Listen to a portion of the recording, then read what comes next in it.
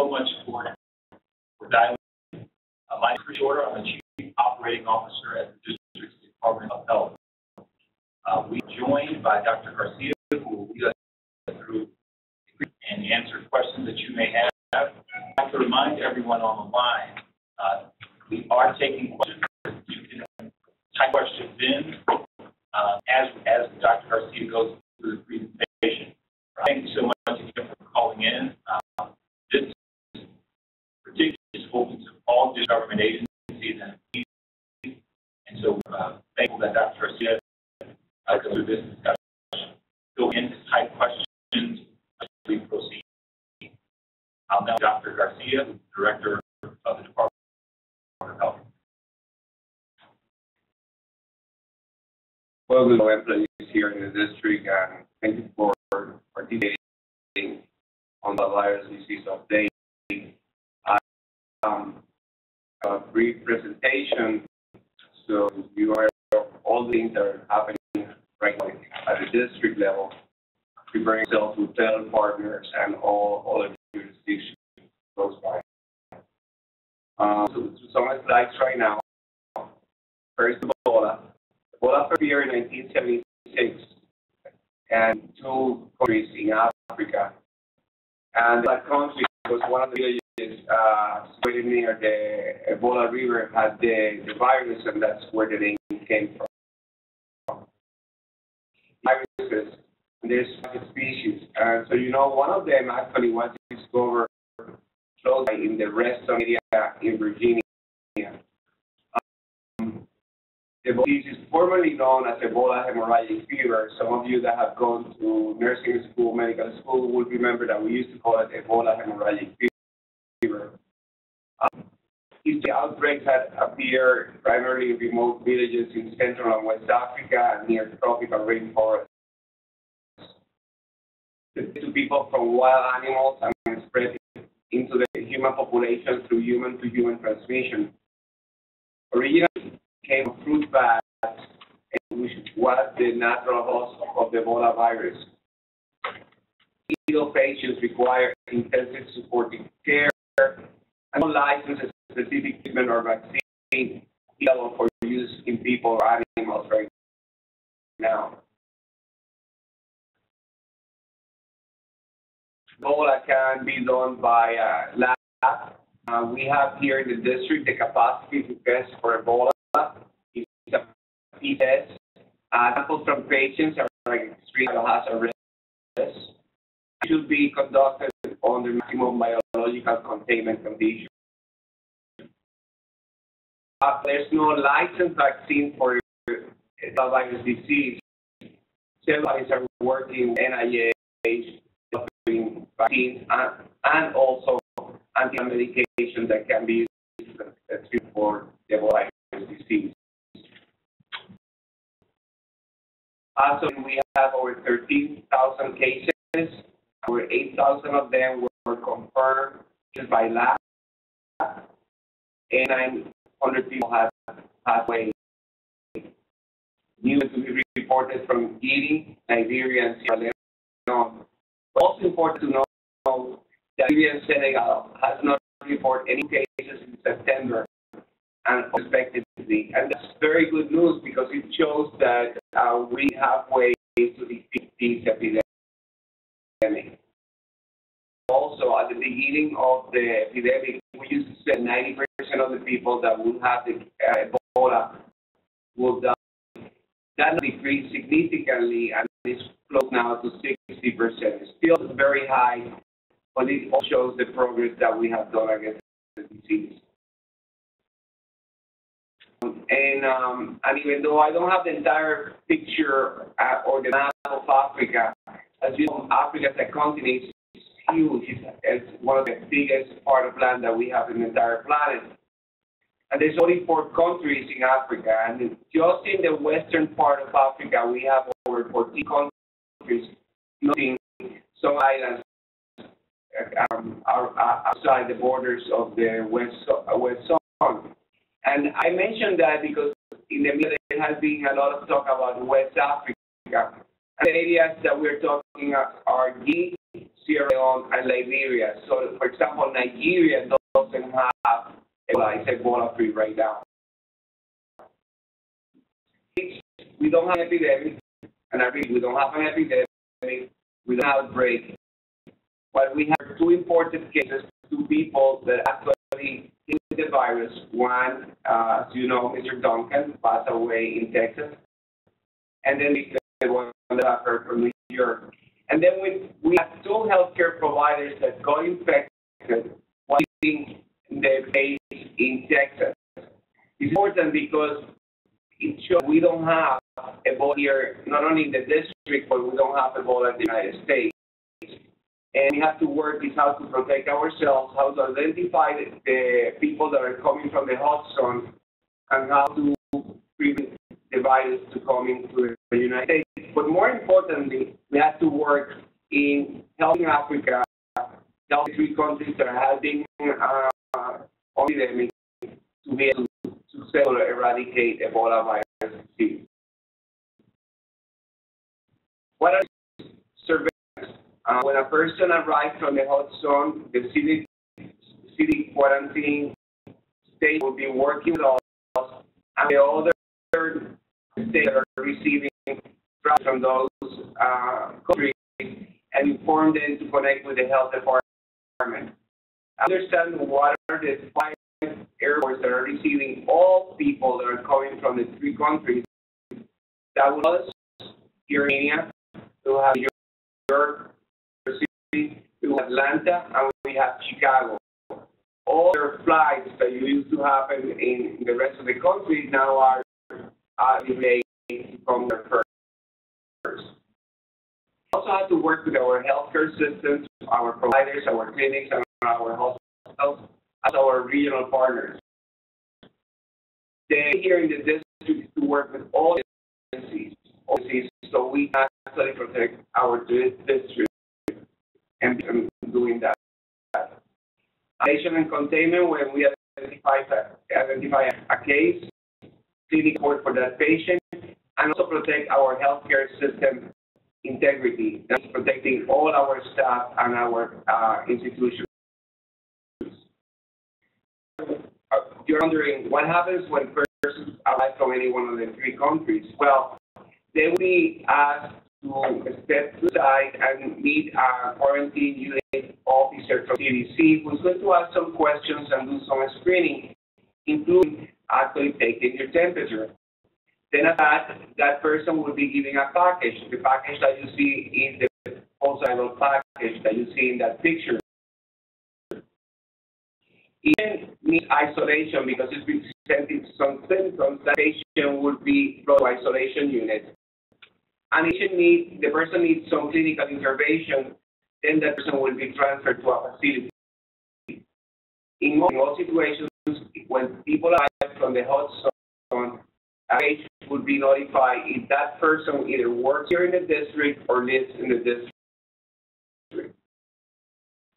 At the home, we have been working with the screening and prevention of the possible patient, infection and quality control measures, management, patient considerations, including how to protect all our personnel and the integrity of the procedures, clinical guidelines that really meet the changing science related to Ebola, where other agencies, including HCMA, NPD, and others, and including waste management and environmental control.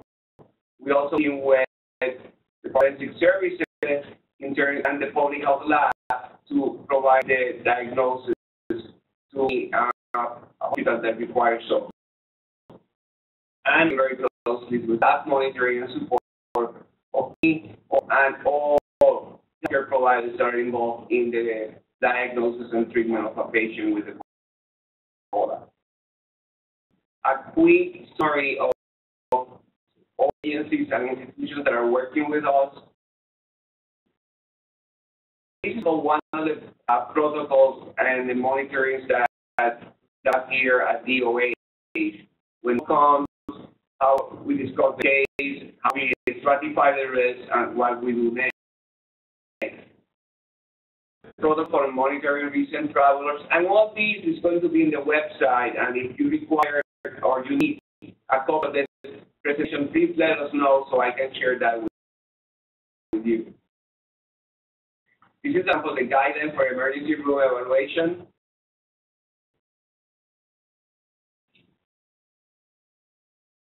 That we put there to continue. Some of the protocols and algorithms that we have for patient clinic, nursing homes, and school nurse evaluation. So, for example, that we have an Ebola case in any one of our institutions. All right now are ready to diagnose Ebola, and we have at least 5 institutions that will be working patients with Ebola. So the first thing that will happen if positive screening in the hospital happens is isolate and contain the patient and the disease. In a transfer to treating institution, if this is only an institution that can diagnose, we would start an epidemiological investigation here in the Department of Health with the support of CDC, and ancillary personnel that will in that treatment also will be monitored for 21 days.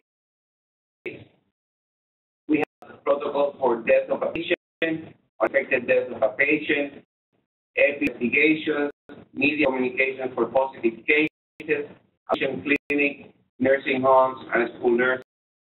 This scenario would be a patient on the desk called the public health officer on call DOH. And history that we want to start a transfer to the hospital, having an isolation, situation and testing if needed, indicated, and epi investigation if it's needed. We need together to educate all people in the district, and as people are protecting our district, all employees here and all staff at not only the Department of Health, but all agencies understand what is happening with Ebola. You can help me educate and communicate this with all our partners so we can protect our district much better. We work in no stigmatization. When I started saying that there were only 3 countries on the hot zone, this is very, very important. This is not Africa. This is not West Africa. This is specifically Guinea, Siberia. And we are working with them to decrease the number of new cases that we have on a daily basis. So I think this is very important that you share that with your friends and family members so you don't stigmatize or we don't stigmatize anyone in our communities. This is our website. It's ebola.dc.gov. Again, ebola.dc.gov.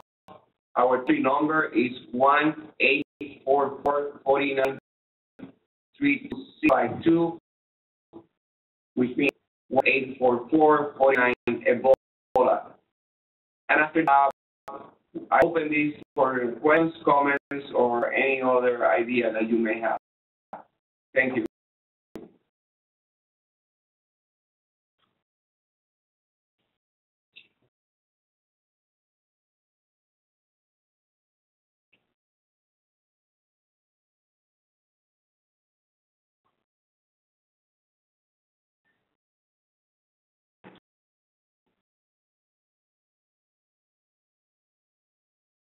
And you don't want to ask a question by voice, you can actually email us, and we will be able to answer the question as well. Other common questions that we have is, what do if I have a friend or someone that came from in the last month? The first thing, they have not contacted us, which is very helpful. Please to call us here at DOH. Comes from Marquis. And going forward, will there be any integrity testing, annually, monthly, etc., on the reference protocols to ensure coordination among partners, agencies, etc.? Question. As a matter of fact, in a weekly basis, we have been working in new guidelines and new protocols. As a matter of fact, I can tell you that since the beginning of these, we had several guidelines that have been updated, not only based on science, but based on best practices. We have learned a lot from Garcia, for example, and we have learned a lot from the other states that were dealing with the kids that came here. In the district, we had visited all hospitals per se. Some of them, and some of them, as a matter of fact, we have been working with CDC, and they have been visited as well as CDC. We're working to them the last 3 weeks with HCMA and all the partners related to HCMA to secure that everything is up to date and we have the best practices. We are very confident that the protocols and guidelines of the nation are there. And I can actually tell you that we have been working very closely with the Office of the Assistant Secretary for Health, with the Office of the Assistant Secretary for Public Health Preparedness, and we are not only working in collaboration with them, we're also protecting all our federal counterparts that live here in the district. So I'm doing drills, and if people want us to go more to their different agencies, we will do that.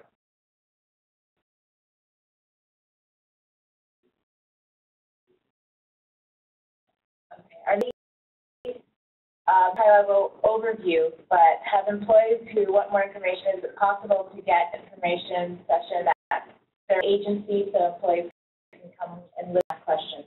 Perfect. We will do that. As a matter of fact, we did a detailed one for several people at the Department of Behavioral Health. We are more than happy to go to any agency and a more detailed presentation related to the science behind all the guidance and protocols. If you want our protocols in more detail, we will do that as well. And also, if you want more science related to the virus and what has been going on globally and here in the United States, we also will provide that.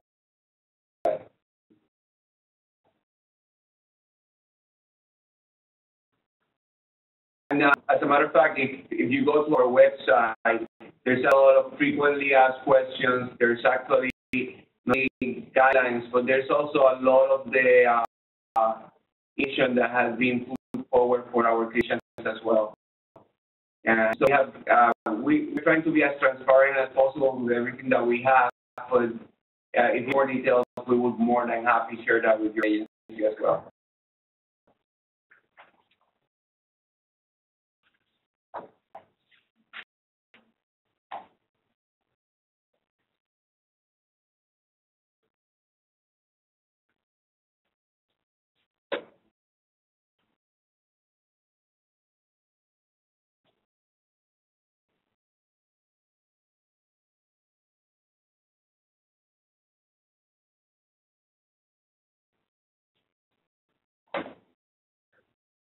That we get is, can you explain a little bit more about the protocols with surveillance? Surveillance, the way it works is a twofold process, and then after it happens. In the past, we're working very closely from the entry into our country. We're working with our federal partners. We're all working with the other 4 jurisdictions. So if a person arrives here from New York, or from Philadelphia, or from Atlanta, that jurisdiction will be sharing that information with us. If those travelers are also going to stay here in the district, that information will share with us. Make sure that we have a continuous communication in between the other jurisdictions and where the travelers are. I'm going to give you an example so you understand how well this works. We had a case that we essentially had screened out that to another jurisdiction, but came to one of our institutions here.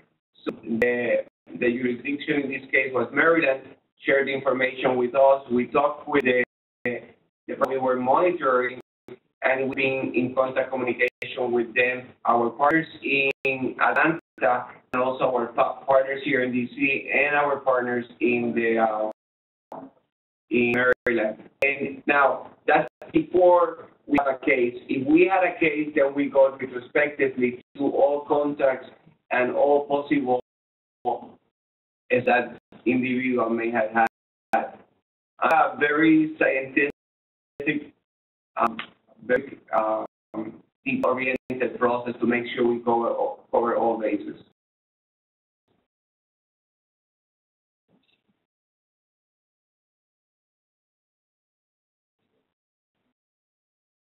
We just related to frontline employees, people who work in frontline in all our agencies.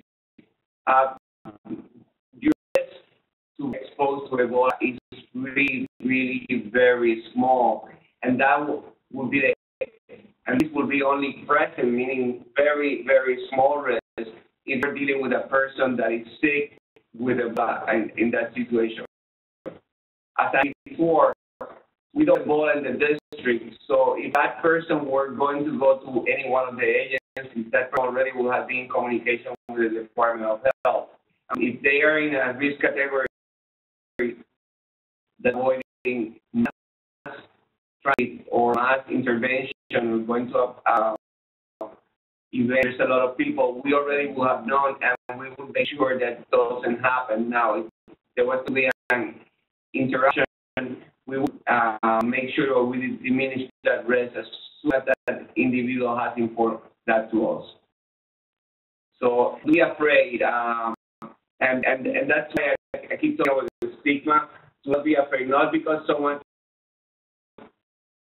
is country that means that they have the Ebola or have been exposed to Ebola.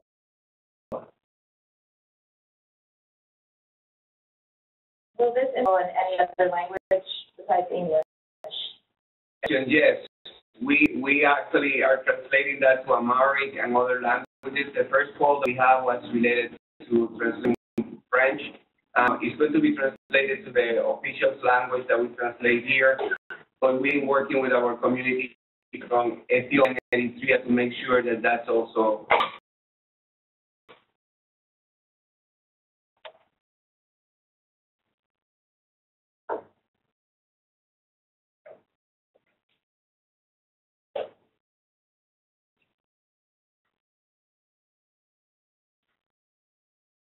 If you have questions, please ask or send me an email. Otherwise, if you feel more comfortable sending us an email later on in the day, or you want us to visit the agency, we will coordinate that either with you or with the director's office in your agency.